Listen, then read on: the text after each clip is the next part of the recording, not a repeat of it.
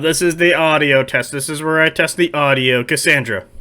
Yeah, let's test some audio over here, bitch. Doing the audio test. Let's get real up in this motherfucker with testing audio. Yep, audio from two sources simultaneously. Wow. Whoa. What an age we live in. 120 virtual tracks. A 1970s audio engineer would look at a personal computer and drop to his knees and weep tears of blood with all the potential that we squander. Is this going to be the B-reel before?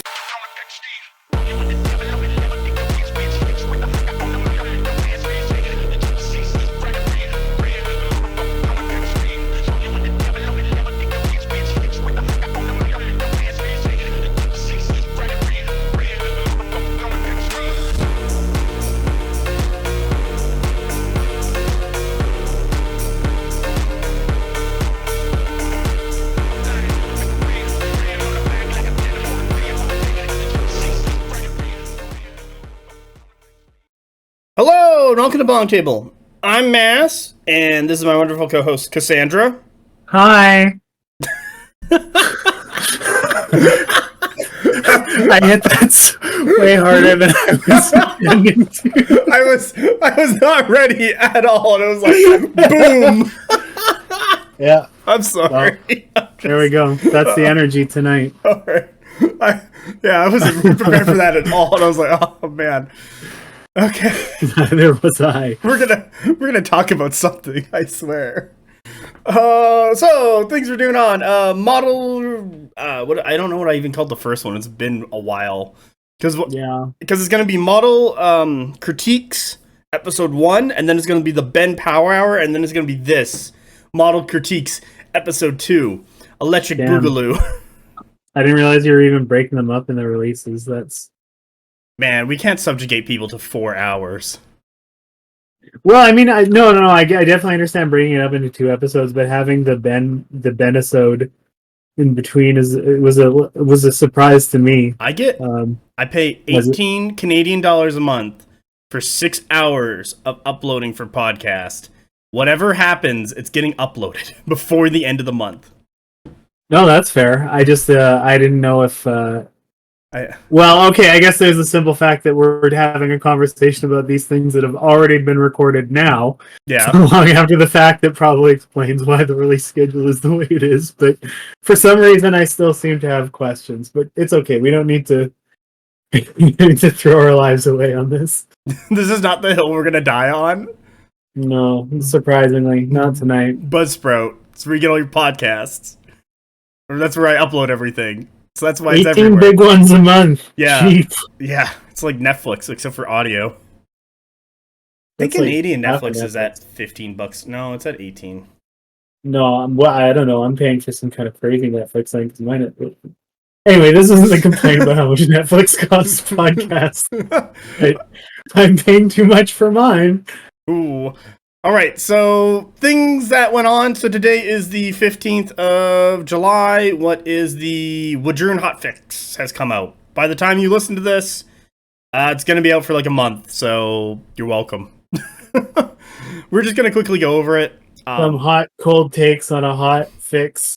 Yeah, I expect you Long to... after the fact when it's now cold. Yeah. Sorry, go ahead. I expect you to have more, I guess, takes or reasoning behind if something's good or not, because it's Wadrhun, and I don't play Wadrhun, and I don't really care for Wadrhun. I'm just going to go through it really quick, because it's basically a bunch of points. Damn, I don't really care for Wadrhun. Look, it's a hard mommy riding a dino. I had to put one of those down yesterday, and it was a tough fight. She did not want to go down. This is a hot takes cast. I don't care for the Wadrhun. I don't care for anybody. All what matters is that the Ashen Dawn get home safe. That's all what matters. Not even the rider, just the horse. That's fair. Okay. There, am I redeemed in your eyes? Yeah. This is I mean the kind of tangent that we're known for, but like I was playing Red Dead Redemption online with my friends, and we normally are kind of shits in online games. Like we if there's PvP, like we'll fuck people up and stuff pretty shamelessly. But there was one time in Red Dead Online where we were like fucking some guys up in town. And then I looked over and 4 of my guys were just circle beating their horse to death. Oh and I had God. this real like what the fuck are we doing moment, you know? that was the epiphany of when it clicked of like, oh, maybe I'm like in a pack of sociopaths. Maybe we should stop doing this. I mean, to be fair, like, don't get it twisted. I am just as much responsible for like getting there as we were, but I don't know if you've ever been so deep into a pattern of behavior that you can see something that gives you a sober look at it and you're just like, oh damn, we're really doing this, huh? Anyway, I think I've told you in person my my adventures in Baldur's Gate 3, where it really breaks down of how much I have little care of of lives, where I would go out of my way to murder the innocents when a fight broke out. Yeah. Like I would, my buddy started calling it the non-Dark Urge playthrough, because I would send them pictures and tell them what happened and how it escalated. And they'd be like, what is wrong with you? But there's a picture where there's blood everywhere, there's bodies everywhere, and there's like some Baldur's Gate guards, and behind them is like a bunch of dead civilians. And one of my buddies is like, why are all the civilians dead? It's like, oh, they just got caught in the radius of like ice storm or cone of cold or a fireball. And I was like, I wasn't gonna save them. They should have been running the moment this fight broke out. Yeah. Yeah, and so it's just like, that was every battle. It's just blood was everywhere. And I was like, oh, let me just soak this in. So that's I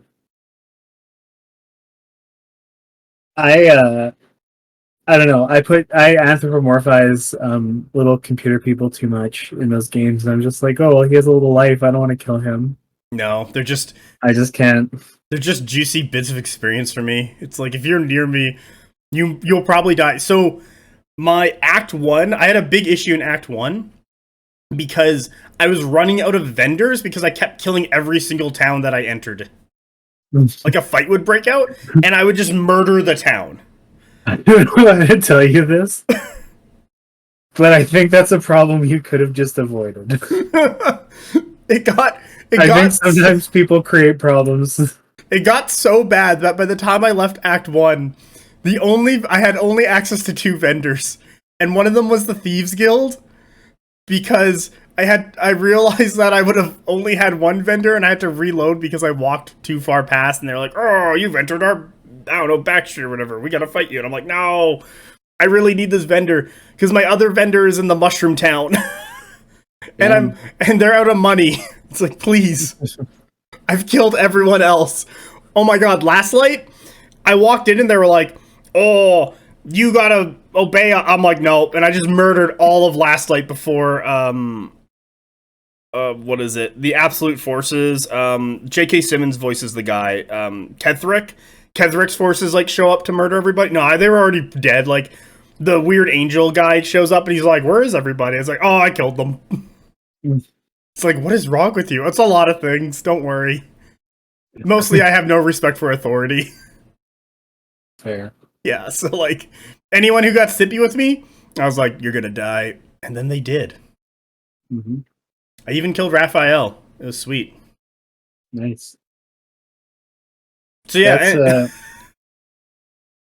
That's how my ex-wife would break playthroughs of Fallout. Anytime anybody mouthed off to her, she'd be like, well, I'm gonna kill that motherfucker. Oh my god. And then she'd just wind up, like, killing nearly everyone, because people aren't nice in the post-apocalypse, the general rule. They were, like, respectful, so generally there should be an increasingly high pile of bodies, but, you know. So I got my pick iron. That thing doesn't fuck around. Okay. Should we talk about the Wadrhun changes? I mean, we might as well on our Conquest podcast. Oh, okay. Good thing we're doing BonkTable After Dark. All right. So there was a Facebook post where a bunch of changes happened. These have already been applied to the PDF and the online army builder. I'm not sure about the app on the phones yet. They'll probably get updated in a little bit. But by the time you listen to this, everything's going to have gone through because this is going to be released a month later. So, blah, blah, blah. Last content update for seasons before Chio's finals. This is Wadrhun specific, blah, blah, blah. We have Thunder Riders going down to 230. They used to be 250, so that's really good. We have Raptor Riders and Huntresses are now free. And the Raptor Riders went down to 180, so that's great. Mantle the Devoted, the artifact which gives you Fanatic, is for non-monster regiments this character stand is currently attached to. So you give it back to your Brutes and Cavalry. Sweet. And the Brood of Ogre is now 25 points. I don't know what it was before, but if I recall, it was like 40 or something. 45. Oh my god, what the fuck? No, that's big. It wasn't a 45 pointer. Jesus, I'm gonna grab the... Is the phone app update? Let's find out if the phone app updated. Oh, I was going through some books, and you know what I found? I can't take a picture right now because my phone is broken, like we discussed in a portion of this that no one will hear. But once it's working again, I'm definitely going to take pictures of it. 1 second. So the thing of it is, I found the 1.0 Wadrhun army list, like the printed copy that came with the box set that I bought when I first got into Conquest before like the local league was even happening or anything. Yeah, like 2 years ago. Yeah, more than that even. Because I think it would have been in, I don't know, a long ass time ago. But anyway, it's like the 1.0 Wadrhun army list with like the bound still in it and stuff. So I might I don't know. I want to look at that now because I thought I had lost it, but now I want to see how different shit was back then because it's harder to find copies of documents from that era. Yeah. So Brood was 45 points, so it lost 20. Yeah. That makes it more. That was just a somebody imagined all the cool stuff you could do with that upgrade and then priced it based on that rather than what you can actually do with it. Which, you know, many such cases, as they say in Conquest. Okay. So these are all buffs for sure. Does any of this change what, like, you're the Wadrhun player, does it change anything for you? Are you happy about this? Is there I mean, none of it is there's nothing that I'm gonna really complain about because it's just across the board like good things, like making Mantle more available is a lot better because it was good to have more options with it, and limiting it to infantry was just a little, I think, too stifling. Okay. So that's definitely a positive. Raptor Riders needed to get free Hunters for like 2 years now, so that's great. It's fantastic that we finally committed to that. Dropping to 180 points is not. So the drop to 180 for Raptor Riders, I think, is specifically good because it takes them out of the range of competing with Warbred and the Apex Predator. Okay. Yeah, because Apex is like, what, 190? Yeah, and Warbred are... Well, I think they got bumped up, but for a long time they were 190 too. Knowing Wadrhun, I wouldn't be surprised if Warbred were 200 these days. Yeah, I should really... It's been so long since I fucked with Wadrhun, that's the problem. But Warbred are 190. Oh, still, yeah. So you can see how they're competing with two other, like... anybody would rather take... Any Wadrhun player would tell you that they'd rather take Apexes than Raptor Riders, especially if it's just... As they are, like, even with the free Huntress, like, just competing straight up on points, the Apex wins in almost every scenario. So I don't think it makes them a super compelling take. Like, I think they have data sheet level problems that need to be addressed before they're really, like, as exciting as everybody wants them to be. Okay. But this is better than nothing. You can conceivably find yourself in a place where MSU for 180 with no upgrades is the move. So Raptor Riders, like, they're not terrible overall. Like, the things that like, you get Fluid, you get Flurry, those are both really strong abilities. They drop like nothing. Defense 2 is kind of Not much. Evasion 2 just the same. You can't really plan around it. Anyway, I don't want to spend all day complaining about it, but this is it's not a bad thing again, but it's not anything to get like super, like it doesn't make Raptor Riders hot. But it makes them, does it make them playable so that people will actually put them on the table and play them? I think it makes them more playable. Like I think it's going to necessitate testing just to see how much of a difference that makes. I'd be inclined to play some test games just to see how it feels with these upgrades, and also just because it's been a while since I've messed with my Wadrhuns, so I guess I should probably do that a little bit more. But Thunder Riders 250 going down to 230. Mm-hmm. It's again, I think there's data sheet things, but this is more tied up in how chants work. I guess it really is for both of them that makes them the way that they are. But 250 down to 230 is like, it's fine, but I don't think it's really going to fundamentally change the way you compose like a list that has Thunder Riders in it. I think it's much better because Mantle giving them Fnatic now works, and you can go back to your big block, and their base cost is cheaper. So it's just, but I mean, it's ultimately like, it's just 20 points. Like, what is that going to, like, with because the overall high cost of everything in Wadrhun? But that's all it is. Like, it's a banner or it's a artifact. So it's not really going to, even on the sum, like, you're not netting enough points to, like, get an extra stand. Or anything like that. So, like, it's fine. It's just, like, it's nothing to, like, instead of having point breaks where you can easily swap stuff out, you have to basically fundamentally redesign your list from the ground up. Well, it's not even that. Like, I don't think it's going to change too much in terms of list building. I think it makes some options a little more viable, and some things will probably slot together a little bit differently that makes some of these things a bit more of a viable choice. But like, on the balance, 10, 20 point adjustments it's just because everything in Wadrhun is so expensive. Mm-hmm. In a different army, 10 or 20 points net, I think, feels like more significant, but it just, I don't know. I have to play into it and see how it goes. I think the big winner is Mantle being extended to Cav, because that does give you, like, Mantle. I always like the idea of Mantle Raptors.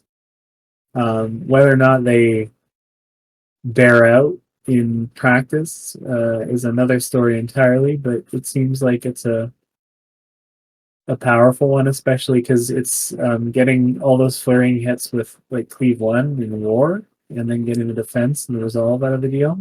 That doesn't feel bad, Yeah, I don't mind. There's still a light, so it's not going to win you the game.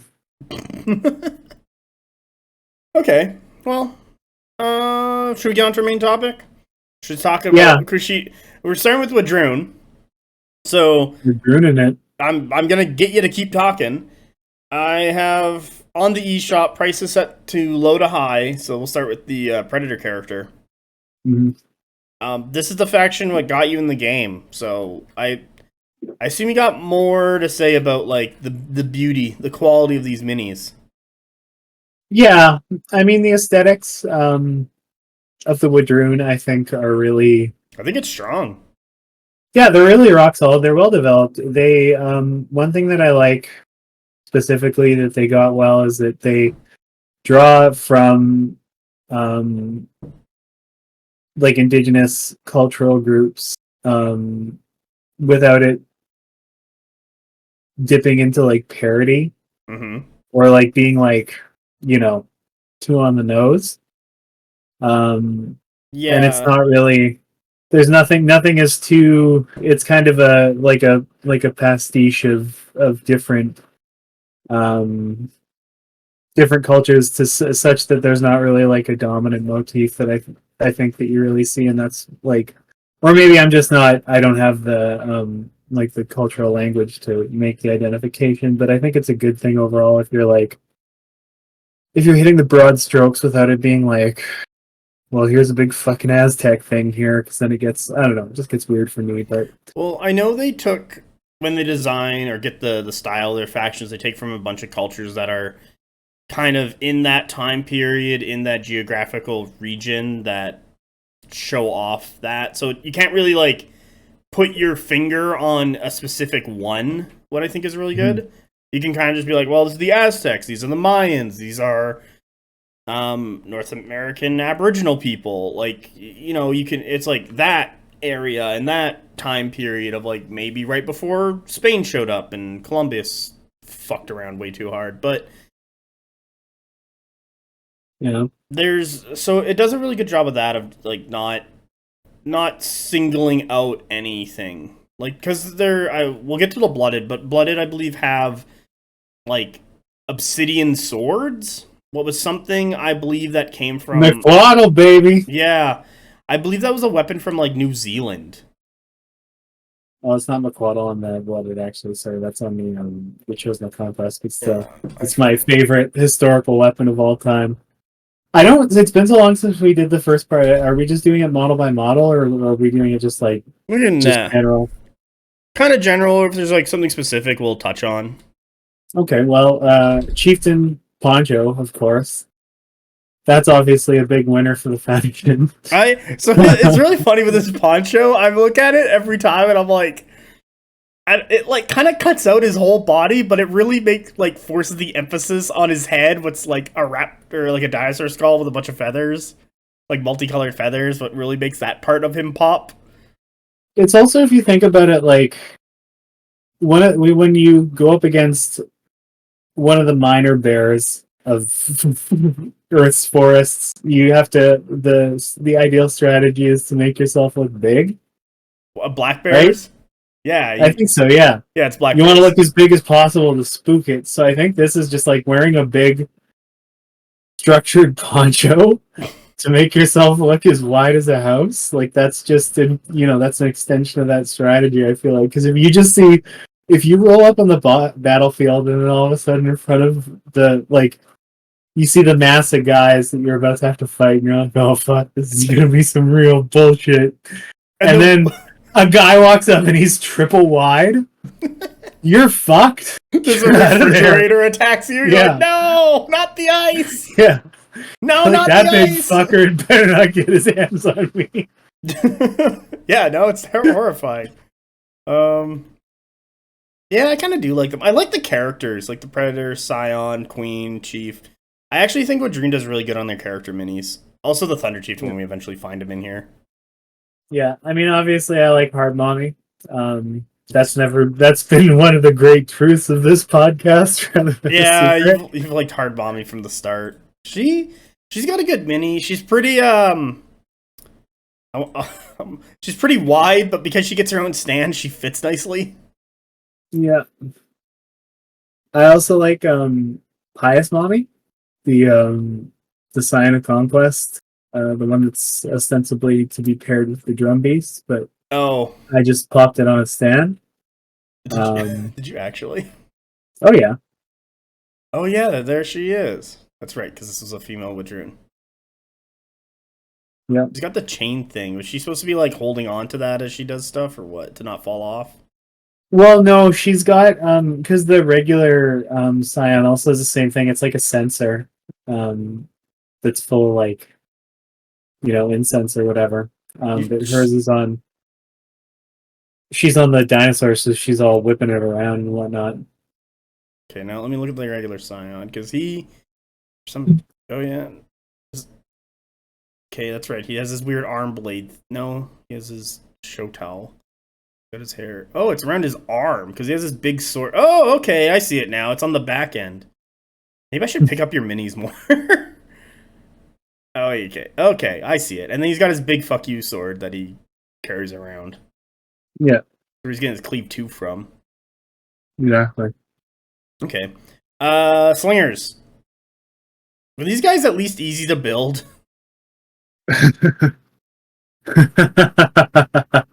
Yeah, I mean, kind of. Like, they've got, like, they were the any Wadrhun player you speak to will. I always frame things in this stupid, like, broad. No, be I don't know. I hyper-specific. sound like Stilgar from Dune in terms of sounding like somebody's grandpa telling a story. I'm just like, many people will tell you. It's just a stupid. I get so mad at myself like seconds after because it's such a bullshit way of framing things. Because I'm saying it. But anyway, it's a different podcast altogether. What was my point? Oh, right. So Are they the good thing to about build? slingers is, yeah, they're fine to build because they just T-pose. The models themselves, and then you just plop 2 arms and a head on them. Like, it's the bodies are split into halves, and then you stick the arms on, and then the head on, and if it's the hunters, then done. That's it. You're You're good. good. Yeah, that's the show. But if it's slingers, you have to put the backpacks on. The issue with the backpacks is that they're not. There's no like keying or registration point for them. I feel like this comes up every time I complain about building PB models. So like you have to just kind of like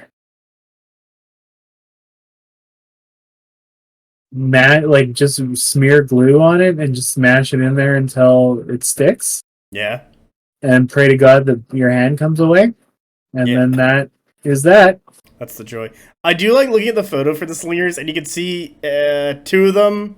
No, 3 of them are crooked. Like Yeah, their own base that they sit on is slightly crooked, so that they can sit in the stand with the 3 other guys. yeah. Yeah, so they get all 4 slingers on the set. So just That's remember, it's life as we know it is artifice, listener. And the people who you think have it all and are happy and have it all together, they have 3 crooked bases on the stand to make it look like it fits. yeah. So like I feel like Wadrhun is where Parabellum really hit their stride for model quality. I feel like Yeah, everything that's happened after Wadrhun, and even when they add new stuff to existing factions, like the quality is just increased at least 4 or 5 times more than when it initially started. And I feel this is really kicked off because I don't like whenever I look at Wadrhun minis, they're just good. They're just good overall. Like Braves look good, Blooded look good, Vetch look good, Chosen look good. All their infantry looks good. I like that there's a distinction between them. Like Slingers got the slings, Hunters got the sticks, Braves got the shields, Blooded got dual weapons. Vets have metal shields. Chosen, I don't know, what are you different from? Everyone really I just look for the Scion whenever I see Chosen.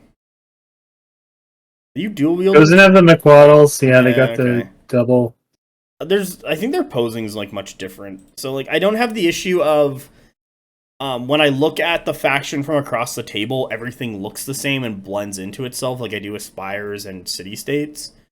I feel like each regiment is distinct enough that you can clearly see what it is and, then what it's going to do because you know what it is. Yep. Like, you've built all these. Did you ever have a hard time building them, or was there anything that was hard to build? Trying to think.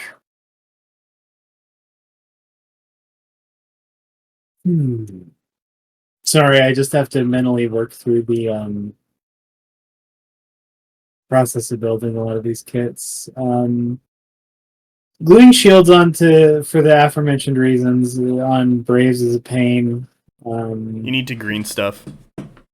Yeah, that's probably the easiest solution. Super glue and gap fill too, and that's usually what I do. But the I feel like there were some elements of the Thunder Riders build that I found a little bit fussy, but I might have been doing something lazy, which does sometimes happen.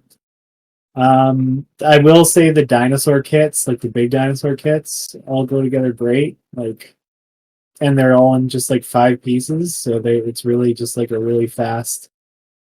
Not everything needs to be, you know, a perfect grade Gundam unicorn level of pieces. That one is just for our friend and fellow content creator, Liam. Yeah. Conquest Jesus. Who will definitely, hopefully, post on our Discord about how, hey, that is a lot of pieces. And I'll go, yes, it was a good reference. Should we but, wanna? I was sorry. Go ahead.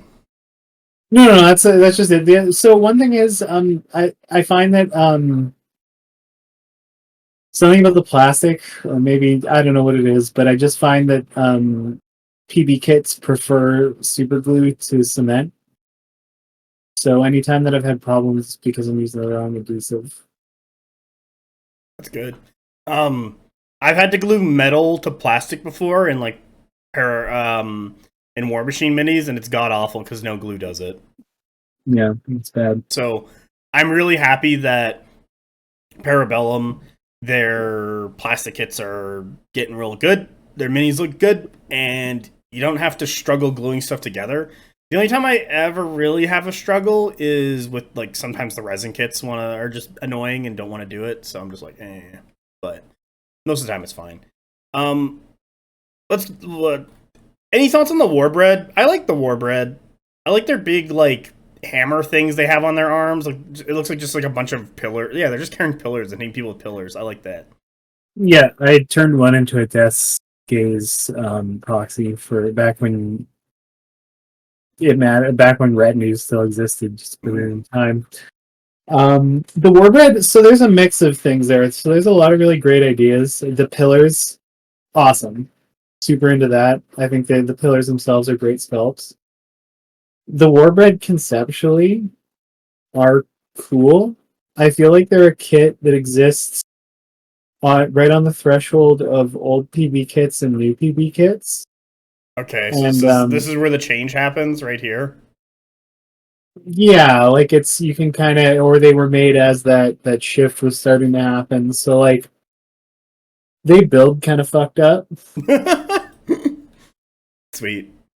Like, not even bad. It's just like, it's the same problem. Like, it's something that I think a lot of PB kits have, where it's just like, you get. I try to keep leaning on the Gundam kits thing, but like, if you put together a lot of Gundam models, you just get used to how nice a Bandai model kit really is, and how well engineered and well produced it is, and how everything just kind of fits together, and it's not really a big nuisance in any significant way. Like, you can go from having a pile of sprues to having a finished model, very minimal headache, and then you buy a Kodo kit, and it's just fucked. It's just like you're on your own. Like, it's like getting dumped in the wilderness. Like, fend for yourself, kid. Yeah, it's just like, well, this is sink or swim. Either I figure this out or I don't have a model kit. You get to relive Hatchet. You're like, no, not again. And I think it's the same thing. And it's not realistic to expect PB to be on the same level as GW just because they've been doing it for like 30 plus years and they have infinite money to throw at every conceivable design and engineering problem that could ever come up. But like, they've already done a lot of that too. So like, if something works, just steal it. It's fair. I don't think you can like trademark or otherwise protect as intellectual property the concept of putting a little square nub on an arm for a shield to stick to. I think anyone can just do that. You know? So do it. Parabellum, put more knobs on your guys' arm. Yeah. Yeah, knob it up. Okay, so after that we get into all the Dino Mania. So Hunting Pack. I like them. I like all the little raptor guys just on bases and just running around. I like how distinct each of them are. I like how people can just do whatever they want for paint wise. And also they have like a bunch of different little minis. Yeah, so I think the hunting packs, and this is potentially a controversial take, but I don't think they're a 10 out of 10 model on their own, but what they enable you to do in terms of like what you can accomplish modeling wise with them on a base, and like like what you can do when you're coordinating colors across like little dinosaurs and things like that, really elevates them as a model. Mm-hmm. And like the vibe of the finished kit is like like it's cool. Like a carpet of little dinosaurs is definitely evocative, and I think it's a great thing to have in a Wadrhun list, just like aesthetically. But like when you look at one of those, like I can tell you from experience, when you look at one of those dinosaurs individually, you're like, well, some motherfucker can't eat shit. And it's true, but I mean, individually, you know, they're not meant to be taken that way. So it's like, it's not even really necessarily a fair critique. But like the finished kit, 10 out of 10. How they look in your hand when you're building them and painting them, you're gonna feel like it's a 4 out of 10 until it all comes together. So sometimes that's just the way. Like that's how I yeah. feel when I paint. I start painting and I'm like, this looks like ass. It'll never look good. And then I'm done and I'm like, I was a genius the entire time. It's PB kits in particular though, that's another thing, is I feel like they paint up different than other companies' kits, and like you definitely, when you first start slopping paint on them, you're just like, well, this is fucked. How am I gonna, like, this just looks like whatever. But then as you start to work it and you start to pick out all the details and everything, you're like, okay, well, this actually, no, this is coming together. Yeah. All right, Raptor Riders. You guys recently got buffed. How's their kit? You know what? I like Raptor Riders. I think the big thing I like about the Raptor Riders is their big freaking tails, like their big feather tails. They kind of remind me of like peacocks. Yeah, I mean, so there's obviously other games with dinosaur riding characters, and it's hard not to make the comparisons there. I think these are the nicest looking raptors in the dinosaur cavalry milieu as a whole currently. I think they all look fantastic. You get some good options in terms of like old school PB kits wanted to be like old school GW kits where it was just like, that's a terrible idea. I have built like 2000s Warhammer Fantasy. It is that no earlier than that even. Like, but where it was like think about the old school like Tactical Marines kits where it's just like how old school? Torso, arms, head, legs, and you just stick them on and make it work. And so was more of the vibe of the older GW or PB kits. Was that? At least that's my feeling on it. What year was that old tactical kit? Because they have updated that tactical kit every 3 to 5 years, I want to say. Okay, well, I think I'm referring specifically to like a late 19, like a circa 9/11 tactical kit. When you could take the tactical kit on the plane and get away with it. Okay, that's super old. Yeah, that for sure. Like when I got serious about building like Chaos Space Marines, you could like swivel their, like you would glue their legs together, what would make like a circle, and then you would glue their torso together, would make another circle, and then you could like, they're way more posable, but you could also just like slap chop them all together and not give a shit, and they would still work out because they were just way more posable. And I remember talking to the GW guy at our local GW store, and he was like, "Oh yeah, back in like 2009 or something, all these kits came out, or 2008, and they were like revolutionized the Space Marine." I'm like, sweet. I'm 16. I just want to buy the plastic crack, please. Yeah, that guy won't. That guy will talk your ear off. But so older PB kits do have that kind of vibe. Like the I will say the Raptor Riders kit is ironically more monopose than like a Men-at-Arms kit, for instance. But like you had some options in terms of like the heads and tails. The T-posing Men-at-Arms is like, hit me in the chest, please. Like, and but like you've got sort of like, I feel like you can build a decent variety of the riders, just from the parts included. Because I have I have 6 stands total, and they all look reasonably distinct. Like you got some showier headdresses and some less showy headdresses. So it's like, oh, it's all the same bodies, but you got to and the arm poses are pretty dynamic, so you can accomplish some different things there. So I think it's a great kit. I think it looks fantastic. Obviously, the riders themselves are gorgeous. The Raptors look fantastic. Combined together, you get just terrific looking riders. I just wish they were a must-use unit in the army that you had to find reasons to not take. Yeah, they're hopefully with that update, people bring them out a little more. I don't. Yeah.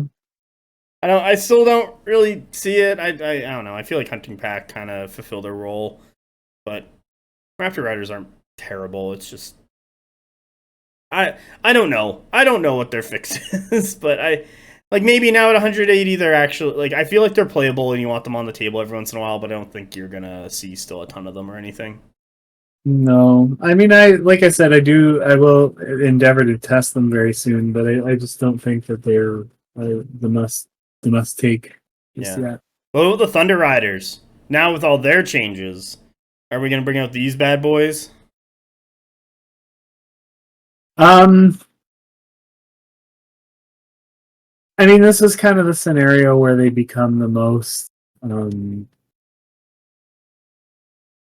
the most viable. Like with Fnatic War, they get to be quite resilient, so they're not just like a get priority and hit the charge or die type of unit, Mm-hmm. which is important because Wadrhun really have no sustain for the most part. Like even the big brave blocks will die to attrition pretty intuitively. Yeah, they don't like Um, getting shot. no. Um, and there's ways to counter them, so they're not like I think even Nords have better anvils than Wadrun presently. So to give Thunder Riders a little actual sustain is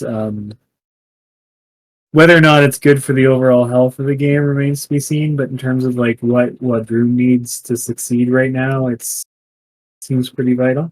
Okay, but now what about the minis? So the minis. Okay, so this is just purely like. Do you want my takes? Yeah, I actually want to hear yours first. Okay, I like their duster hat. I like that it's a Triceratops. I think the poses on them look pretty cool. I like the guys have their weird little like beat stick clubs. They, to be honest, they probably like if you're a Thunder Rider, I feel like you should have something better than just a stick with a rock tied to it. But Yeah, it feels like they put a lot of time into getting the riding the Triceratops. That who cares at this point of what they're actually using to hit people. It's probably why they don't have Cleave 1 innately or anything. Can I look at? Can I see the ass? You know, oh my god, there's an ass photo. that's actually, it's funny you should mention that because I was intending to run them as Fnatic War anytime I use them. I cut McQuaddles off of my Chosen Conquest or off of the extra Chosen Conquest arms that I had. Mm-hmm. And then glued them onto my Thunder Riders so that they were, because the premise would be that the weapons that, like Chosen Conquest have Cleave 1, right? So Yeah. if I'm intending to have my guys have Cleave 1 all the time, then giving them weapons that reflect that would be cute. So that's what I did. But then, I stopped playing Wadrhun for the most part. Yeah, I like them. I like their minis. I think they're cool. Yeah. I think they also like stand out really well on the table. You're like, yep, there's the Thunder Riders. Oh boy. Mm-hmm. No, I'm with you. I think overall, like, I love the dinosaurs, the Triceratops. A triple plus. Just immaculate. The poses look great. They were fun to build. They look fantastic. I'm actually like they were models that I was excited to paint. I just never got around to it. Story of my life. Yep. So the riders, though, the longer I sit with them, the less I'm into the riders themselves. The predictable take is like, why not more orc babes, right?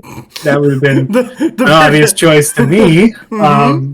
But you knew I was going to say that. But the problem is, like, yes, I know. I don't mind necessarily. Like, I understand the reason why it's big guys, and that's for the most part actually fine. It doesn't perturb me greatly, but like they're wearing little hats and vests. Yeah, that's why they're defense 3. It's mostly Triceratops, and then once you get past the Triceratops, they get stabbed. I just they look like the vest and hat thing. Just it's giving a little bit of like background dancer in a music video to me. Yeah, And I just don't feel it. It's like, yeah, because the main thing. oh, here comes is the Stuart and Triceratops. Terry to kick your ass. Like, I wouldn't. I'd scared of the dinosaur for sure, but then I see a guy with an Anna Wintour haircut and a little hat and vest combo coming at me with a board with a nail through it, and I'm like, okay, just let the dinosaur kick the shit out of me, and let's not pretend this is anything other than what it is. Should we talk about their daddy? The Artisan Series Thunder. You know what? I like the Artisan Series Thunder Chieftain. This guy is the biggest Tauntaur, or not Tauntaur rider. He's the biggest Thunder rider. He stands out super hard from the rest of the regiment when he's in there. Like, you can see him from a mile away, especially in all the other Thunder riders. I like his pose. I like actually a lot of things about him. His Triceratops pose I think is really good. I like him on there. He looks pretty good with his big spear. Yeah. And then that his Triceratops has like a decked out head fin with like skulls and rings and shit. That looks like super cool. This model is very striking, what I do like. Mm-hmm. And I think it actually has some really great design going on here.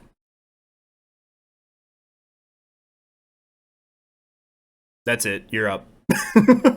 Yeah, I mean, I do like the Thunder Chieftain a lot. There's not really a lot of critique there. One thing I will say is to PB's credit on this one, is they gave him a big spindly fuck spear, but they actually modeled it in such a way that it's not just going to immediately snap off.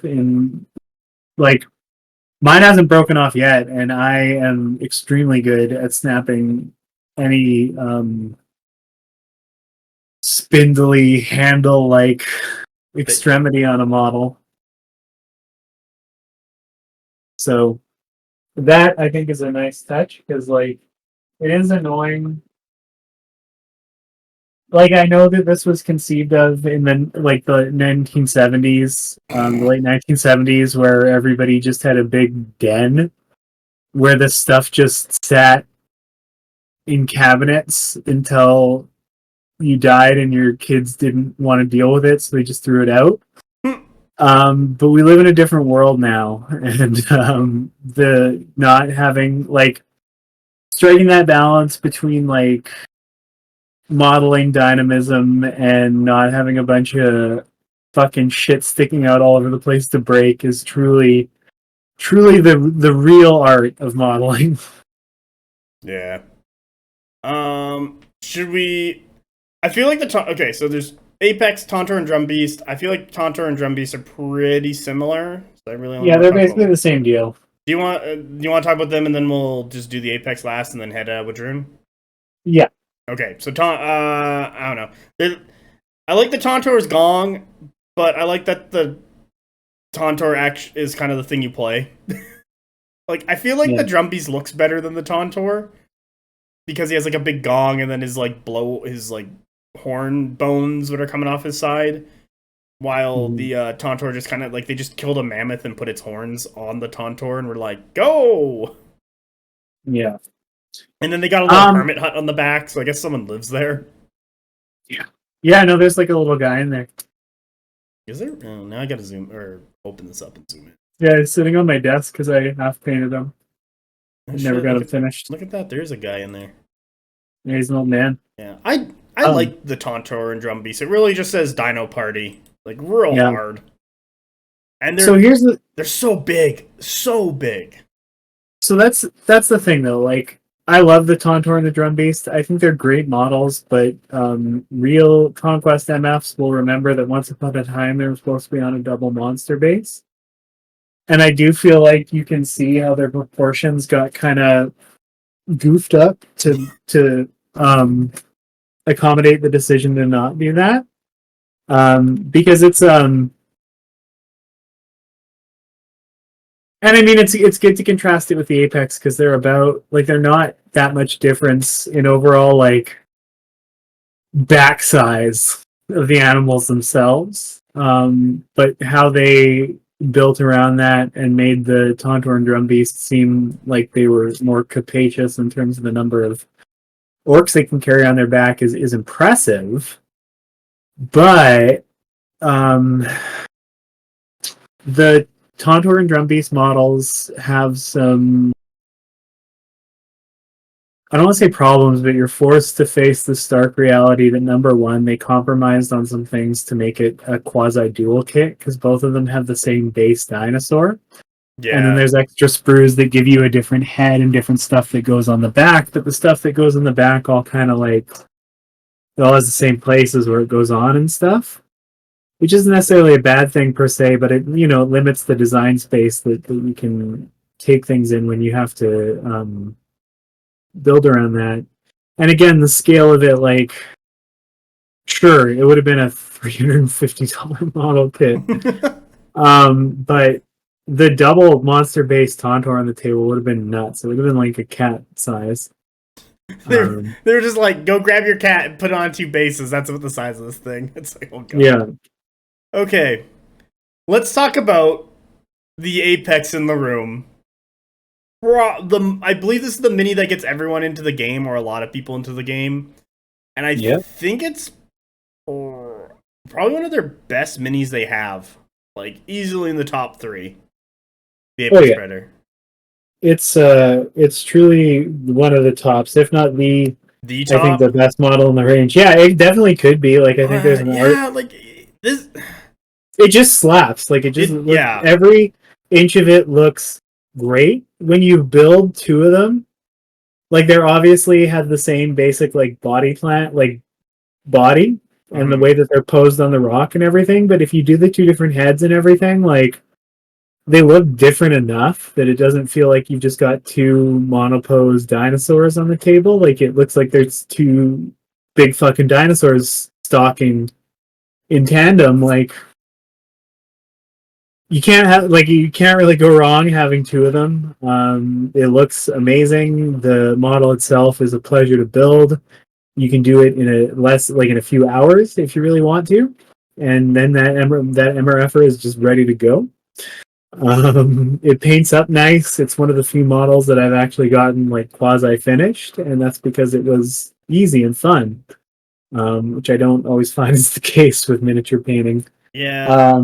Well, nice thing about especially dinosaurs or any like beast thing is that you can kind of like be a little sloppy with your paint job, because fur or like scales just takes paint so well that any sloppiness is just kind of like, oh, that's how it looks, and it just works. Yeah, it's one of the things I've always enjoyed about anything that's like alive or is biological. While with metallics, you kind of have to, or like anything that's metal or armor, you kind of have to do it a certain way. So, or it starts looking really weird. I kind of must say it's probably the best mini in the entire like range of everything that Parabellum has put out. It's so good that they can't make it too good in the game, and they also can't make it too bad in the game. Also, it's out of stock. Yeah, that's unsurprising. Yeah. It's I have 2.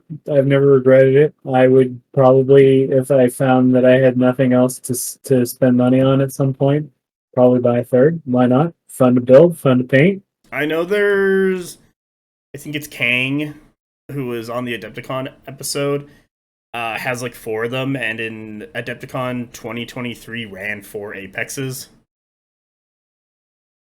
Mad lad stuff. Yeah, so like people come for the Apexes. It's also like when you have it on the table, like just strangers will come up and ask you about it. Yeah, we have seen that. I want to say Wadrhun has probably the best theming in the game, especially so far. Like Parabellum's done a fantastic job with Wadrhun's style and theme, and how they look, and how they've represented that with their minis. I think they did a fantastic job with this faction. Yeah. Okay, Old Dominion, Undead Boys.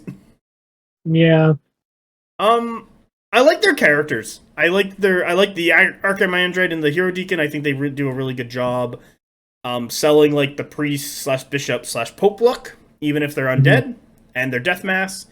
I like the Zilliarch, just because he's like, come at me, bro, I got a sword. Strategos reminds me of like Disney's Hercules, except he's undead, but I actually like. Mounted Strategos, he's got that winged helmet. I really like that. I'm not really going to go into the officers that much, but their foot characters, I think they're solid, to be honest. Especially, like, Old Dominion does really well with its Roman, Byzantine theme and undead, and combining a lot of, like, rusty colors to it, and just kind of... You can just paint metal poorly, and just kind of base color and wash, and just get into all the cresses, and you'll, like, have something good looking for pretty easy. Yeah. Like, I don't know. In terms of the aesthetics and the vibe, like I don't give a shit about Rome, and I hate gross guys, so like there's really nothing here for me. Yeah, like, don't get me wrong, I'm not an undead guy, but I think Parabellum did a good job getting that theme across. There's nothing that like sticks out to me as just kind of like bad.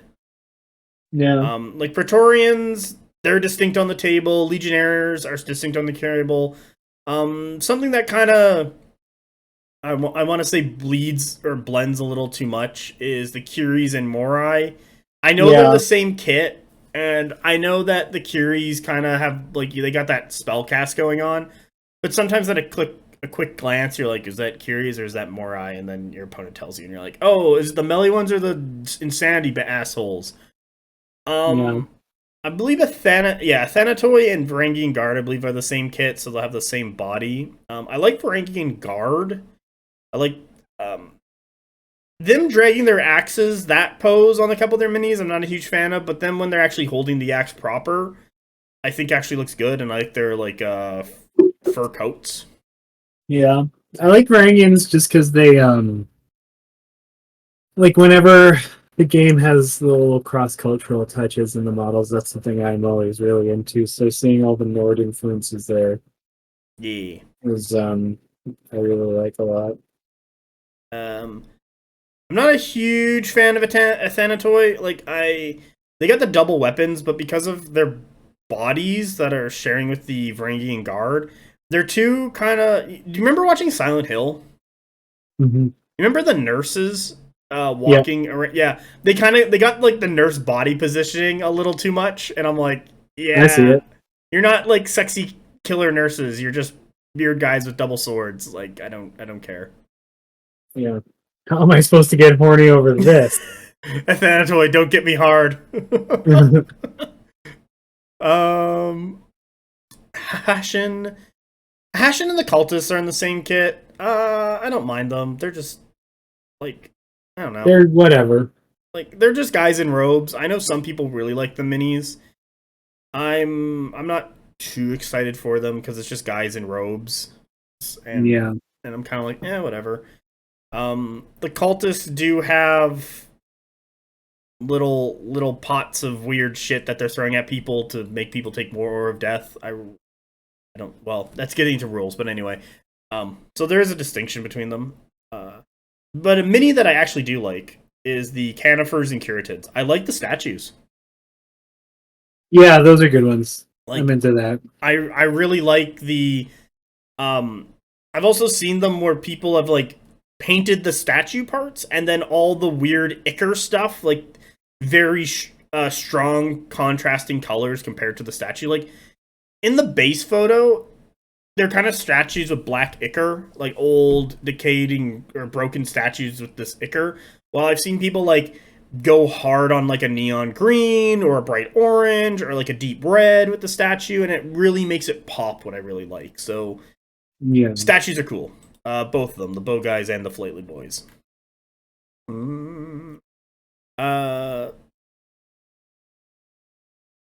Cataphractoi, I'm not really huge into them. I don't really like their horse armor, to be honest. I don't think it's that cool. What do you think? Yeah, I don't, they're just boring. They're just, There's guys on kind of shitty horses. Yeah, they look like, Their horse armor looks like, and this is a really weird and specific reference, I think, but I feel like it evokes a certain, like, horse racing. Horse Like, it looks like, racing. yeah, like horse racing, like actual, like, Oh, racing horses at a track. Like, it looks like okay. the barding or whatever that they put on the horses and they cover up their face. Like how the horse racing horses are always wearing those little lucha masks. Mm-hmm. Yeah, that's sort of what this is giving for me. I'm not into it. Yeah. I know that when I describe it, it sounds way cooler and like I would be into it, but in practice, I'm not really. Yeah, I like the brutes going on here, like the bone golems and the bucephaloi. I like the bone Mhm. golems because they're just like they kind of took tape and just taped together the mausoleum and were like, good enough. Get out there on the field, boys. Yeah. I also like how there's like parts of rib cages and skulls in them. They're actually pretty detailed, what I do like, and you can kind of do a lot with that weird aesthetic of like this construct going on. Mm-hmm. So I think they're really cool models. Bucephaloi. I actually like their armor on the cows. I like the cows. They're pretty good. They're fine. It's more one of those. I like the way that it evokes stuff from other factions as well, like the cows from city states. Mm-hmm. So for that reason, I'm more into it than necessarily have a stand on their own merit. So context is everything, I guess. Takeaway there. Okay, so our next one is the bow and melee centaurs. I'm not going to try and say their names because everyone knows I'm terrible at it. But I really like the melee ones. I like that you can actually see the undead horse in there, and that their upper bodies look pretty cool too, and they're pretty dynamic for nice posing.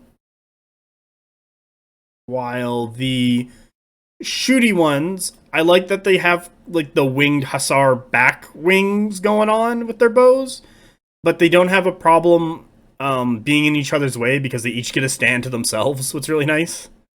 Yeah. So yeah, I really like actually the centaurs. They look pretty good. I think the shooters are definitely the better of the two. Oh yeah, like they look more vibrant and also pop way more because of those back wings they have going on. While the melee guys are kind of more in a line, I want to say, like a lot of their stuff kind of details in a line, and so you have to rotate the mini to show off its design and what's going on with it. I gotta say, overall, the centaur design doesn't like pop for me. Honestly, it's just out of the two, that's the one that I like better. Yeah, But yeah, I like it. I think it pops. Fallen Divinity. I think this is a fantastic model. There's a lot going on with it, especially its base, like with its two undead dogs, and it's in a fountain with some head. Her being like a one-winged angel is really cool, and the wing looks really well. She has like this bat wing dress piece behind her. Her spear, I feel like, is a little miss. Oh, her one wing is her other arm. Oh, look at that.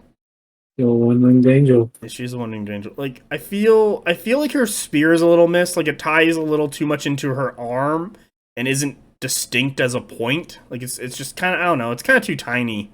I feel. There's not any emphasis or focus on it.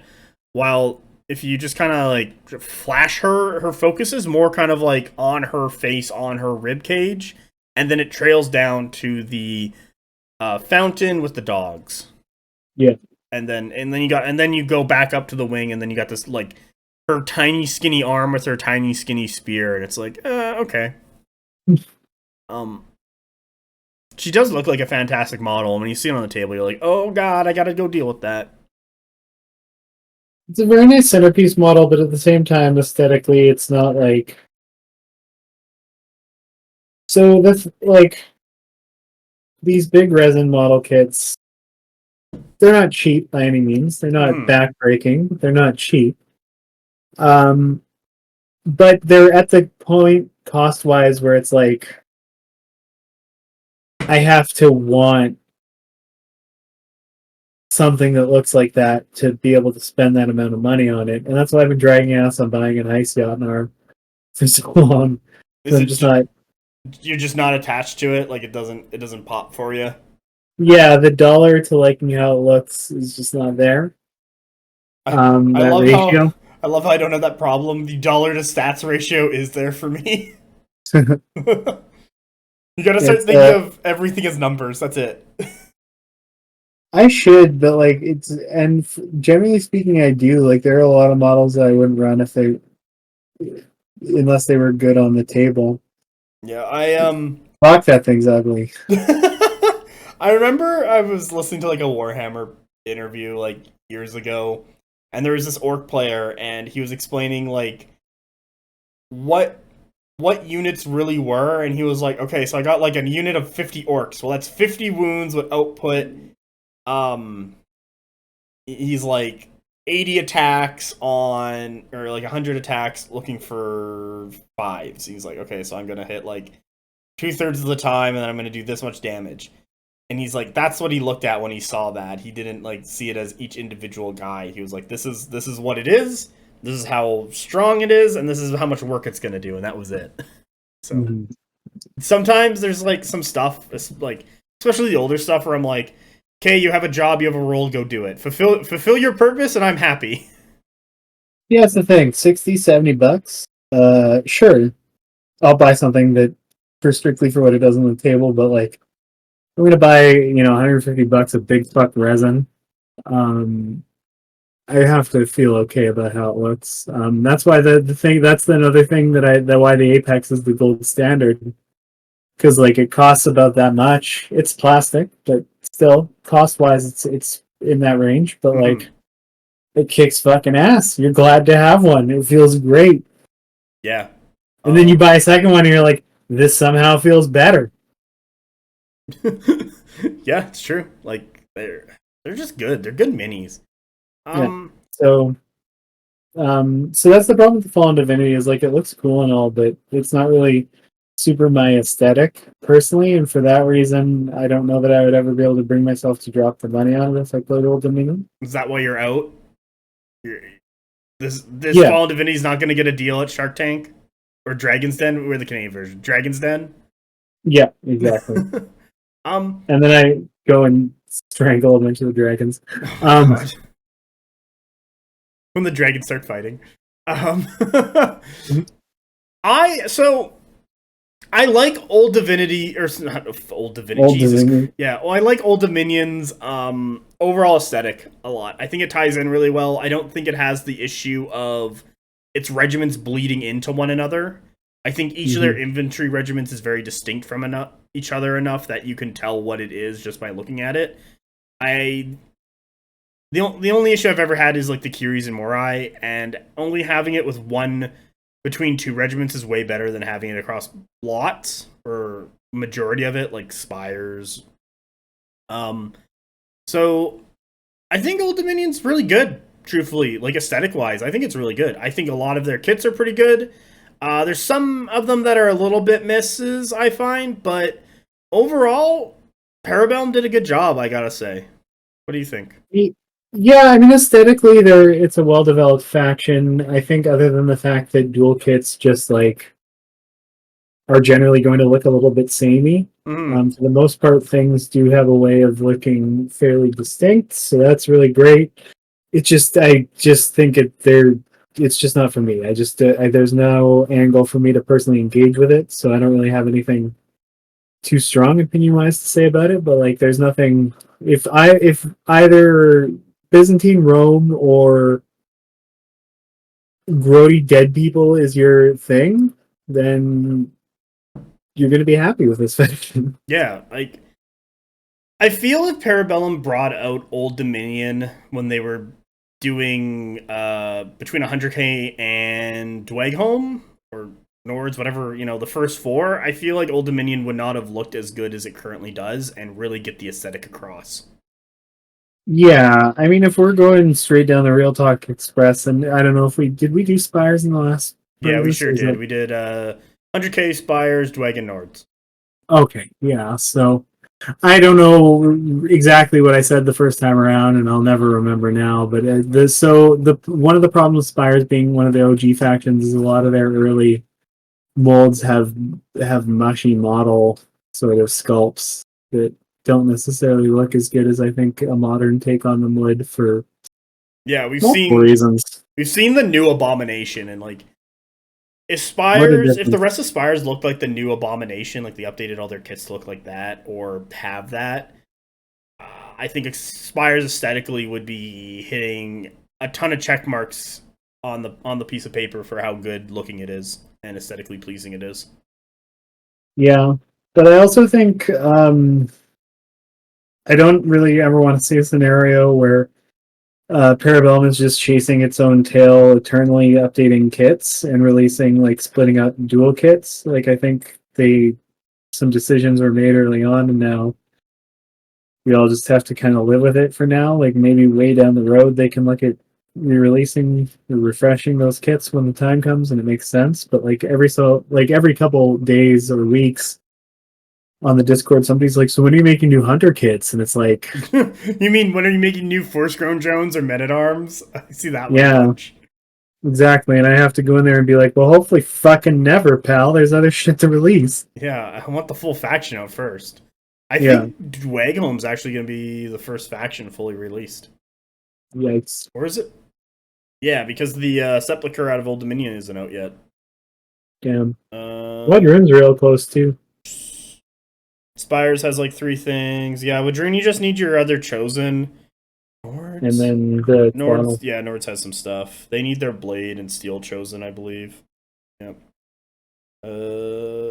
And their Nefer specs. Yeah. Actually, City States only has 2 regiments left, and I believe those are coming out, so that'll be done soon, what's cool. And Sorcerer Kings has 1 mini left, but we know they had previewed another 3.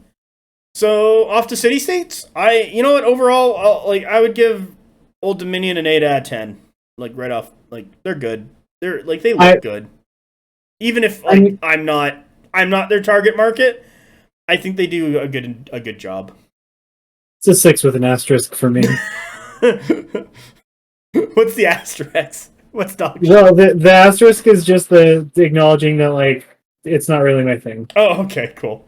So just the implicitly, like I'll admit that I'm a little biased, but it's still not ranking it high.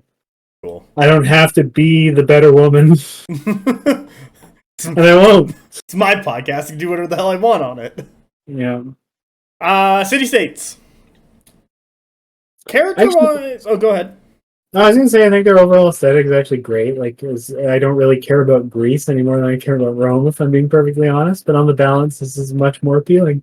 Yeah, you know what the big thing I like about them is that they got really cool shield design. Aristarch, Polemarch, Locagos, Doridories, Hoplites, Thorakides. Where's the other one? I have to turn the page. Agma, Satyrai, the melee ones. You know what? Actually, Minotaur Haspians, the Tal, they all have really cool shield design, and the shields is kind of like a big thing in the faction. Yeah. Like, there are a lot of phalanx, a lot of defense, a lot of getting hit and knocking back. I think their characters are distinct.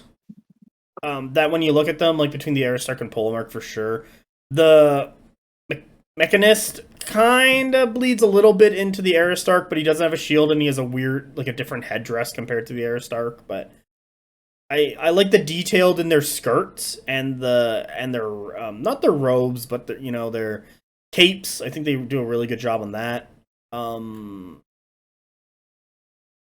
Eidolon, he's a weird motherfucker, and that's good. Yeah.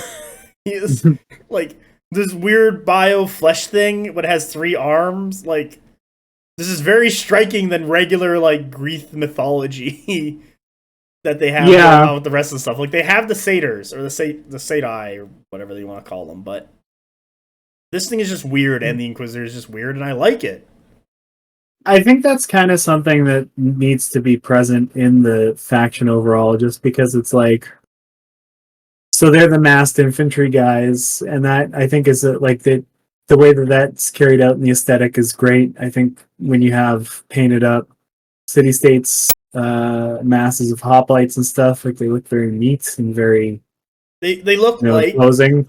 Bronze Age rank and file guys. They hit that style right on the head, and it's 100%. Great. Yeah, I love it. But I think that's where the models like the Eidolon and the Inquisitors become even more vital, because then those are the little... They break it up. Yeah, exactly. Those are the bursts of flavor in the mix that are like, whoa, what the hell is that thing? And yeah, it helps. I like the Apakos. How do I say it? Parkos? Yeah, Parkos. I like him. His horse isn't armored. He's got some good gear on, and his horse is rearing itself. I think it's got a good pose going on, and I kind of like the plain horse. Like, it doesn't. It brings kind of focus on the guy because he has a lot more detail, especially from the sides. But it also, if you look at it from like the front, it's just like big horse. It's pretty good. Yeah. I think the lack of detail on the horse not detail on the horse, but like the lack of barding and armor on the horse really adds to it. Kind of more so focus on the guy, but then because the guy is so like, he just kind of looks like a regular guy riding a big ass horse. Like, it still brings attention to the horse and how smooth it is.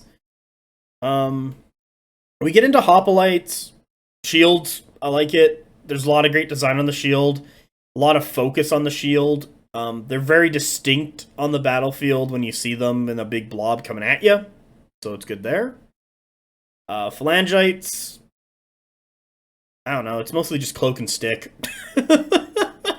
They're like, get rid of the shields, let's go with cloak and stick. So a little less compared to the hoplites, because a lot of their detail on the hoplites was on the shield, what you can do a lot with. You can still do a lot with the cloaks. But I feel a lot of people are just going to, paint the cloak, well, in this instance, blue, and then a wash, and then a little bit of top highlights, and just be done with it. So, yeah, like a little less there on the coolness factor. Thorakides. So this gets into my issue between Thorakides and Ogma. Thorakides are the big round shield guys with swords, no capes. And they're armored guys, so okay, cool. And then I'm just gonna turn the page. You get into the Ogma, who are sword and shield guys, but now they have capes. So I know it's a dual kit. It's kind of tough sometimes when these regiments get deployed to know which is which. Especially if someone, like, let's say, forgets to glue on the capes because they're getting to it, or decide not to, but still decide to run them as Ogma because maybe their weapons are different or something. But because their weapons are so small, that's kind of hard to see.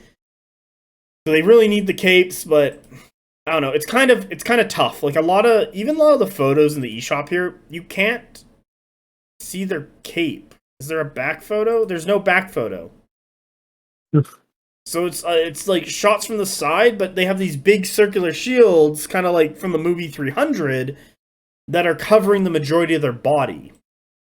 So if they had one of these regiments, it was just if Thorakides or Ogma looked like one of these, where it was just big shield with cape, I'd be like, cool, that looks awesome. But because both of them are effectively the same, but it's either you have a cape or don't have a cape, it's just really tough on the table to know which is which and who is who. Yeah. So that's fair. That's one of my big issues with them. The goats, I like both units of goats. What about you? Oh yeah, I mean, one of my favorite things about the Conquest community is that everybody got into unironic arguments. Sorry, wrong animals. The goats are fine, like the Saturoi and the Selenoi. Yeah, I think they're fine. They have the stalkers problem where, like, I don't necessarily just aesthetically fuck with a bunch of gross bearded forest guys. I feel like you're a city kid. And not to the degree that you would expect, but I just I don't know. It's not the vibe that these guys have isn't really for me, but they look like the sculpts are fine if they're what you're into. That's great. More general complaint about the faction is that they don't. I was hoping for more like really fantastic stuff, and mostly it tends to be like this kind of like whatever kind of not so daring fantasy aesthetic stuff in the faction, which I like that they're distinct, like they're not just more humans. Like this regiment, if you like, could have been more humans with bows, more humans with like lighter shields and spears, and still doing all this stuff. But they decided to go with the satyrs to kind of tie into that Greek motif. What I do like, yeah, even if they're forest people, I like that they're not just more humans. Yep. And that's totally fair, but to me it's just like, well, it also bust out the Hydra. You know? One day, you know what? Next monster. Get rid of these stupid colossuses. Start getting the Manticore, the Chimera, the Hide. Yeah, get all the cool stuff. Inquisitors. I fucking like them. I like body horror stuff. Yeah, so like when you have a closer look, it is it's pretty rough what's under those robes. I do like how the robes cover the majority of the mini, but then there's enough reveal to get the idea of like what's behind and really pique your imagination with them. I also like the robes, what makes them really easy to paint, because you could just do like flesh color and then robes and be done. What's really nice. Yeah. I like Inquisitors a lot. I like that they are, you got the metal forelimbs like past the joints, and then like their mechanical fleshy bits, and then the robes to cover it all. I think they did a really good job on the Inquisitors minis wise. Yeah, I think so too. You know what? They do the Silent Hill nurse pose way better than the Athanatoy. 100%. Like, there's that one of them just looks like he's just going hard on that Silent Hill nurse. Okay, dad bod time. Go. Yeah, so this was what I wanted to talk about. So my favorite, unironically, my favorite Conquest community memory is when these models came out and people were getting worked up, unironically arguing that the concept art for the cows was way more fuckable than they actually were in the sculpts. And that they wanted big, buff, hunky, fucking minotaurs, and not big bear dad bod minotaurs. Now fuck them. I want dad bods. Yeah, I think the way that they turned out is just perfect. But I do think it's funny that a bunch of people who probably are about as just like boring and straight as they come were like, well, get these dad bod bears out of here. I want the muscle twunks. It's like they want the Albacross and Finch models. Like get me back the Albacross and Finch models. Yeah, I really like the Minotaurs. I like how big they are on the table. Like they really get you the feeling of like, that's a big ass cow coming right at me. I don't want to fuck around with that. I really like that. I like how just stocky the mini is. Like each of them are like pretty beefed. I hope so. They're cows. Heyo. They these are actually some fantastic models, and I love whenever an opponent drops them on the table because they just look cool. They're cool minis. That takes us into the companion cab. Love them. I kind of like them, but the thing is, I feel like they kind of suffer from a little bit of a small horse syndrome. Because if you look at the character, the Apachos, he kind of has like this bigger horse, and he's rearing. What's cool? But these guys don't. I feel like their horses are smaller, and when I've seen them on the table, their horses do look smaller. It kind of reminds me of like the Sealed Temple horse, like. I feel like they just took whatever the size of the Sealed Temple horse was, stripped off all the armor, and just kind of like threw some cloth on it and said, here you go. Because surprisingly, the Sealed Temple horse is not that big. And then they got their Greek guys riding it. They look fine. I think they look cool with their spears, but I just feel like the horses could be a little bigger. Yeah, I don't know. I think you have been on the internet for too long, and you've got unrealistic expectations for what a horse size looks like in the real world. I think these are totally capable horses that anybody could do the things you do with a horse with them. Yeah, You don't plow need a my huge fields. one. As long as you're enthusiastic, you don't need a huge horse. You just have to dedicate yourself and think about what you're doing. Okay, fair. Can we get on to the way cooler mini? The chariots? Yes. I like the lions. I like the weird tongue and mouth thing. What the lions are pulling to pull the chariot. And I like the gun on the back. I think chariots look cool as fuck. So I like everything about the chariots except for one thing, and that is the way that the yoke that the tongue, lions yeah. are. So it looks like it's licking the lions' asses, and I'm not crazy about that. You know what? Actually, I think there's hold on. Let me go find. There's one photo in here. I know. I literally just clicked by it. I know it's in here. Yeah, there it is. It totally does look like it's licking the lion's ass. Oh the lion doesn't need that. I don't need that. That's why they're running forward, because they want to get away from him. But otherwise, it's like it is sick. Like the face motif in the shape of the cart is sick. I don't want to discourage TV from making those kinds of decisions in the future because that actually works. Getting pulled by lions is cool. It's giving Old World High Elves a little bit, but it's cool. There's also by the wheel like this horse embezzlement on the side of it. That's a nice detail. Yeah. Like, I know this is one of their newer kits, and like every time they release stuff, it just gets better and better. And this is one of them that I think is like really up there for like an amazing kit and just like really cool looking minis. Yeah. Like this is easy top two. Between 2 and 3 because we know Apex is number 1. Yeah. All right, it's your favorite. Well, this guy has hair, but giant man. Yep. Hephaestion. The Hephaestion and the Promethean are a dual kit, and they look good. Hephaestion's got his molten arm and his molten beard and hair and his molten trident, and it's it's not bad, but it's nothing. It doesn't stand out as the chariots do, as the minotaurs do, as the inquisitors do. It's just like the big guy. Yeah, you kind of already you said it. It's a big guy.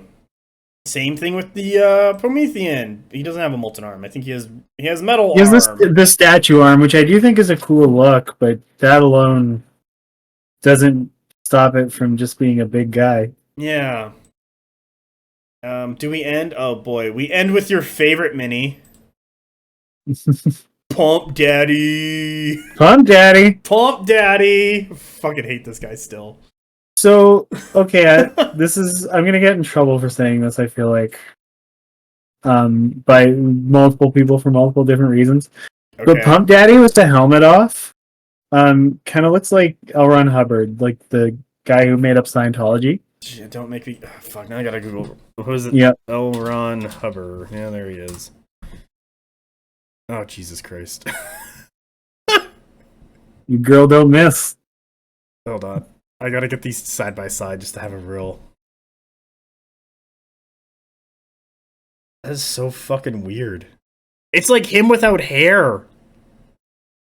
Yeah. So that already is kind of like... but so there's the Pump Daddy is such a contradiction. Like his armor is sick, the pump immaculate, almost as good as if he was wearing pump sneakers from the 90s. I hate his pump, by the way. I think it's so stupid to come out of his chest like that. Why would you put the integral feeding thing? Like, look, like it's taken armor away from his core. So now he can get stabbed in the side because it's just his flesh. and he has essential equipment to function right in the middle. Like, yeah, he's got the shield, good, but once you get around that thing, you're jabbing him in the center of his chest, and he's going down. Like, that's not good. His pump should be in his back, and he should have full chest coverage, not exposed sides in the middle of his chest. Yeah. It's definitely more cool than practical. But I do think the overall aesthetic is cool, like it nails what they're trying to do. Yeah. On the balance. But I don't know why he had to be like, if you're gonna make the city gods a bunch of dudes, like, make them cool looking. Is this supposed to be one of the city gods? I thought he was just another giant. Oh, maybe. Where's his lore bit? Don't make me go to the regular store. Or the regular, the game, the world, city states. Heavies. Even on here. He's not even on here. Lore? Art gallery, let's go into spotlight. Blah, blah. Nope, he's on here either.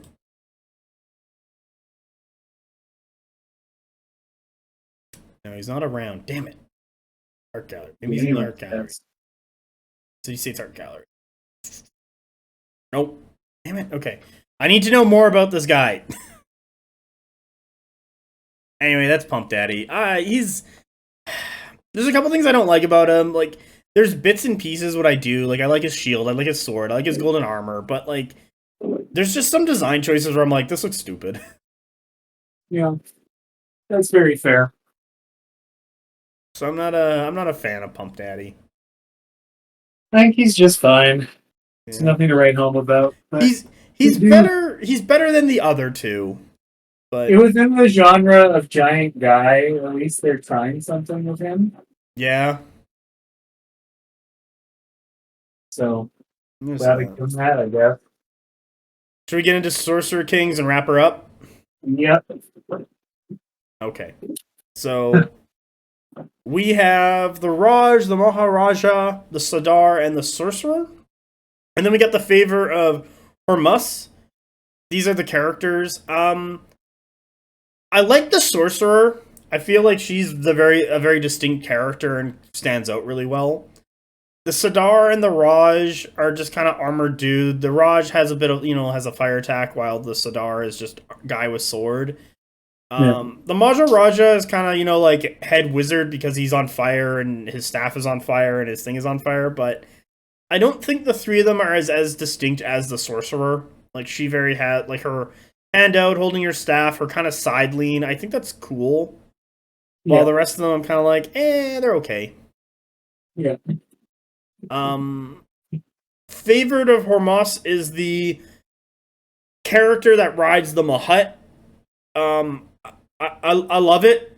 You just get to chill on your palanquin with all your pillows. I think it looks cool as shit. Yeah, I think she looks cool as hell. Yeah. I'm really into it. What are your thoughts on the rest of the characters? Kind of just whatever. The Sorcerer looks great. That's never in question. But otherwise, the other two are just, or the Raj, that is the other three. The Raj, the Maharaj, and the Sardar are just kind of, they're characters. Yeah. They're not what would sell me on the faction, personally. No, like, for characters, it's the Sorcerer. It kind of draws me in, but the rest of them are kind of like meh. Goals. Okay, I'm gonna be really honest. The goals look like homeless people. Brutal. Like, yeah, they just. I've seen way too many homeless people. They remind me of homeless people. And I'm like, and then their lore bit is the sorcerers going into the elemental planes and coming back and grabbing like things they want, and the goals are just a residual product. And I'm kind of like, oh, they are homeless people. Oh. Well, they're just like, they're wearing just loincloths and just kind of running around on fire. Like, yeah, the fire's kind of cool, and there's one with a hole in his chest, but they kind of just look homeless. Yeah, I mean, their aesthetic doesn't really, like, it's conceptually interesting, but at the same time, I'm not into, like, the gross aesthetic, and these guys aren't necessarily gross in the strictest sense, but they've got holes in them, they look all fucked up. You can tell that they're just the shovel guys, and that's all well and good, but like I'll never be like, I love those guys. That's the cool thing that gets me into a faction. So they're what they are. I guess ultimately you don't want the crappiest guys in the army to be really cool looking, but like you got force grown drones, and those guys are rad. Yeah, I mean they definitely do okay in terms of the line infantry aesthetic Olympics, but I don't know, goals are just like they are what they are, like they have to be like that, so meh. Yeah, I don't particularly like them, but I'm not even going to consider them in terms of the overall like aesthetic quality of the faction, just because they fulfill a role, and that's all that really we should expect of them. Yeah. Rajakor, I think they look really cool. They have very distinct shields, a lot going on with them, with the patterns on them. I like their ringmail armor. And I kind of like how heavily armored they are with their, instead of a sword, they got a mace. And that's pretty cool. It's, it's different and works really well with the rest of them. I like the Rajakor. Yeah, I think they're good line infantry. Yeah, they look cool as line infantry. I've seen them on the table before, and they look cool. Yeah. Then we got the Duharn Disciples. What are the Archer Ladies? They have some very dynamic posing of kind of like them actually shooting upward to arcing fire. They got some.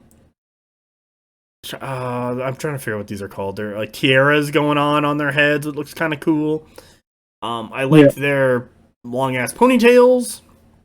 They're not heavily armored or anything. They're just kind of wearing cloth robes, so they do a good job. It kind of looks like they're doing yoga and shooting at the same time. Yeah, it's I think they look cool. I think they've got a distinct look and it's different for archers. So yeah, I think the Sorcerer Kings have solidly like where the goals are very whatever. You actually get some pretty cool looking line infantry with that army that you'd feel okay about running. So yeah, that's nice. Then we get into our Efferet Flamecasters and Sword Dancers. I think these guys do a really good job of just having like fire for legs, and then their upper body being kind of made out of fire, but more humanoid. I like how the Flamecaster, like the Efferet look in this faction. I think they're really solid. They're pretty good. Yeah, I don't really like. They don't personally. They don't excite the hell out of me, but they're solidly good for what they are.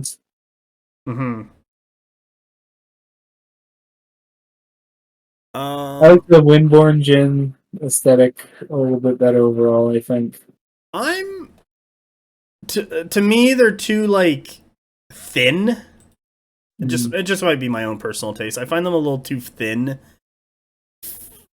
for the Djinn, but I do like how they flow. Like that's really cool. I look for both of them, like the melee ones and the archery ones. Then we got the Rashashka. Fuck me. Rashasha Ravnar. I can't. How do you say this? Well, I would personally pronounce it Rakshasha, Ravanar, and Bakasura. So we have the Bakasura and the Ravanar. I like the Ravanar more just because he's a giant tiger head. While the Bakasura does better on the like big guy front because he's got like 4 arms and then like a weird third head choice he can do.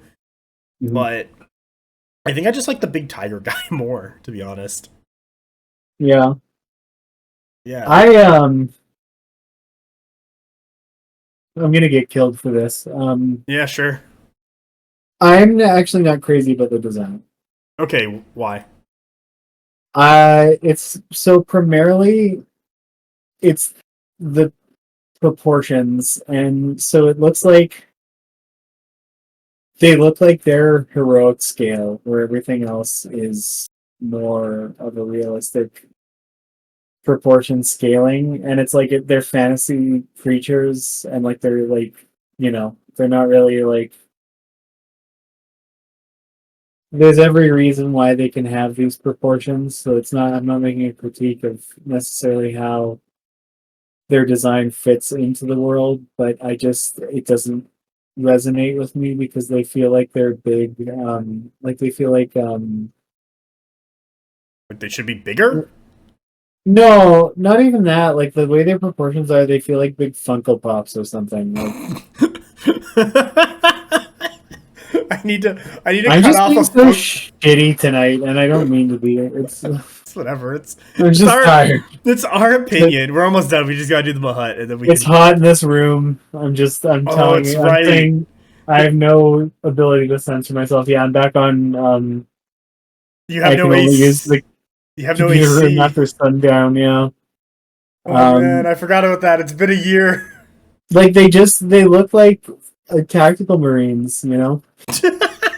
It's like Big heads, it's big hands, little bodies. Oh no, it has to be those Terminators with the huge shoulder pads that cover their entire head, and so they can't turn their neck to see anything. Yeah. Oh man. Okay. The Mahut. So the Mahut reminds me of a weird statue. What would be at like my aunt's house, sitting on the counter by the door. Mm-hmm. Like that's what that reminds me, or like down the hallway to the bathroom at your aunt's house. And it's like this weird glass statue that is, looks like is in the shape of an elephant, and like she got it when she went to India back in her 20s kind of thing, and has it ever since. Like that's what the Mahut reminds me of. I get it. Yeah, that's the Mahut vibe. People have felt a couple of different types of ways about it because they were expecting like a flesh and blood elephant, and then instead getting this like smooth looking, I guess, plaster or porcelain type. I thought it was made out of ceramic rocks or something. Yeah, it's a ceramic. It's totally ceramic. So that aesthetic, I think, turned a lot of people off who were expecting flesh and blood elephants, and I can fully appreciate that. But I do think the execution of the smooth, ceramic that actually looks like taken on its own merit, looks really good. It's a well proportioned model. I like the way the palanquin juts out of its back. Oh yeah. Well, because it's made out of rock, why would you care about it having a perfectly arched back? You would just make a flat platform for everybody. Yeah, so it looks like it's like the juxtaposition of like the angularity of the sort of architectural component of the top part running into the more organic lines of the elephant, I think is really great. But if you're expecting a normal ass elephant, for sure you're not gonna love it. But I think it's a really cool model. Like that's something that again gets into the apex zone of like, that's cool. I want to have that. I want to put that on the table. Yeah, you know what? It does really good for just being a giant elephant. Yeah. Like, yeah, its back turns into the palanquin, but it's like it works. It's good. I kind of like the Mahut more than I like the other two monsters. Even though the tiger guy is cool with his tongue, I like it.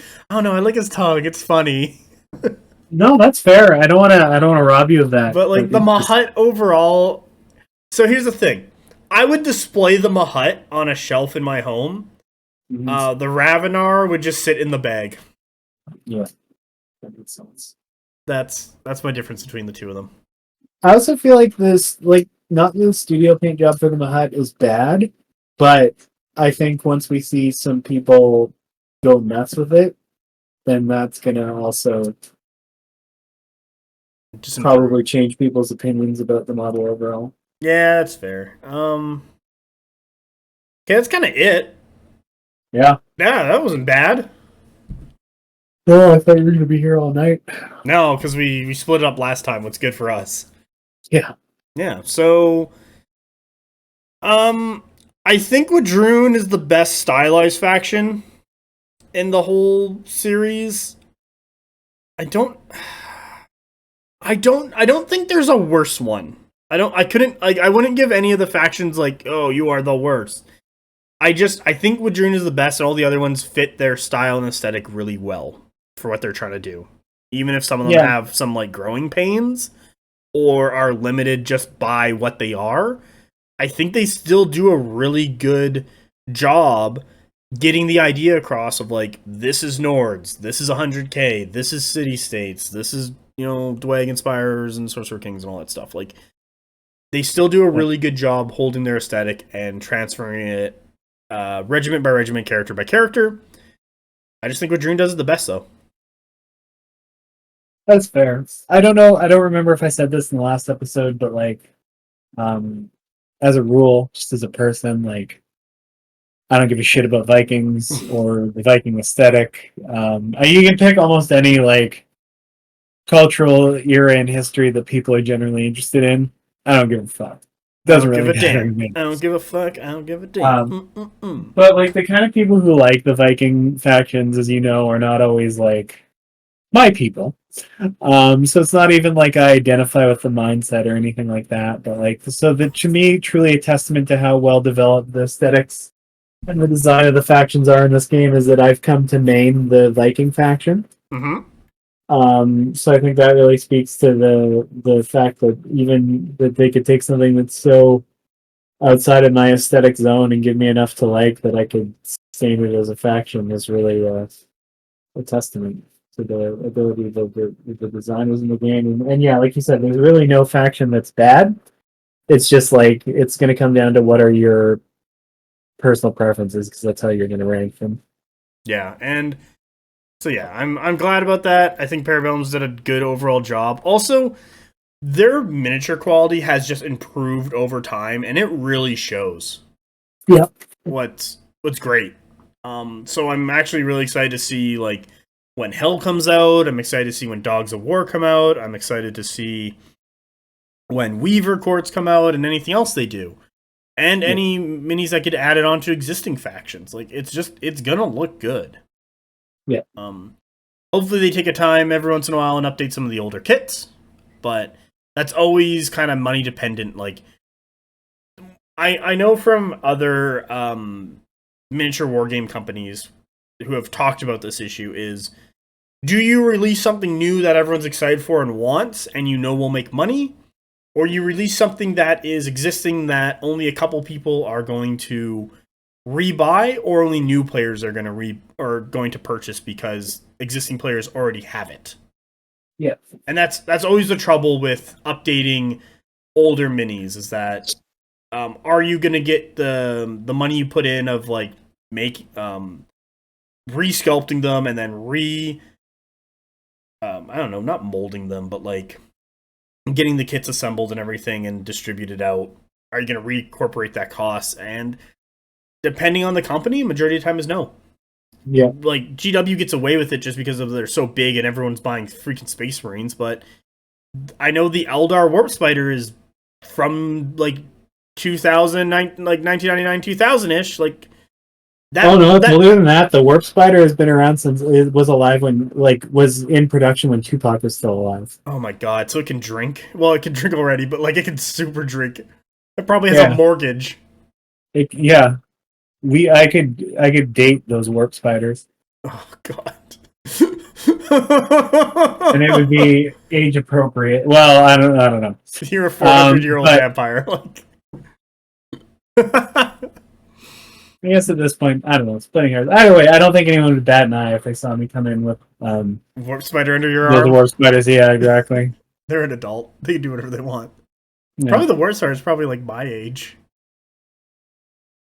Yeah, it's a little inappropriate, but fuck man, I got my own mortgage. Eldar Warp Spider age. It wants to be a Spider-Man. It was 1994. Fuck, it's a year older than me. It's 30.